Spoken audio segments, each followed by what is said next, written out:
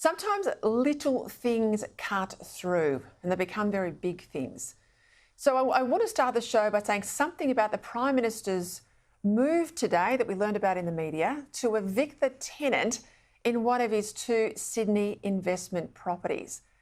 The Prime Minister actually has 4 homes to live in. This bloke he's trying to evict, well, he's just got 1. Here is what both parties had to say today. We're just looking for a little bit more of a considered approach rather than just be issued a piece of paper from the real estate agent.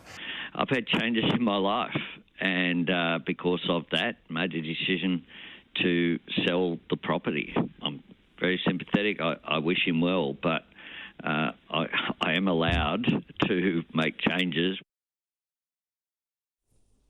The Prime Minister, of course, has 2 homes in Sydney, one of which that tenant lives in. He also has 2 taxpayer-funded mansions, the Lodge in Canberra and Kirribilli House in Sydney. And look, for the life of me, I can't understand how, in the middle of a housing crisis, fuelled by his own decision to bring in record numbers of migrants, how he could make the politically stupid move of looking to evict an individual. But here we are, and yet again I've got to wonder about how smart the Prime Minister's political office is to let this eviction notice even happen in the first place. Surely someone in there would have been smart enough to say, this is a dumb move anyway, but in the middle of a housing crisis of Labor's own making, it is political suicide. But clearly, no one did. Indeed, when the Prime Minister says he's worried about your power bill, let's not forget the Prime Minister doesn't pay a power bill. You do. You pay the power in the Lodge and Kirribilli House. When he says he understands what you pay at the supermarket, that there's pressure at the till, well, he doesn't. He's got 2 housekeepers, one for Kirribilli House, one for the Lodge, and they buy everything for the house and it goes on your credit card. You know, the beer in the fridge, you pay for that. Even the Prime Minister's deodorant, his toothpaste, even the toilet paper in these 2 mansions. You pay for all of that. I mean, the Prime Minister doesn't put fuel in his car. He doesn't even pay his own car payments. You pay them.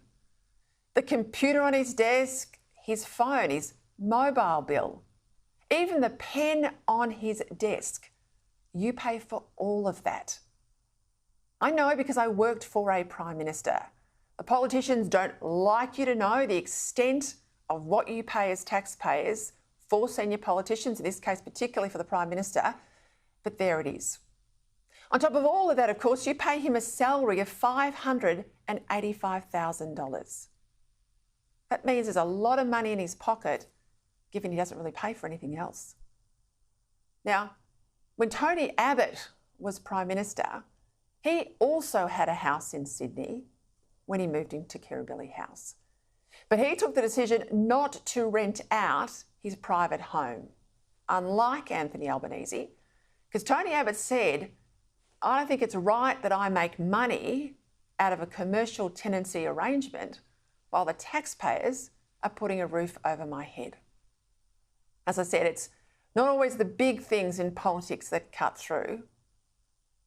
Often it's the little things. And I can tell you what, this will cut through.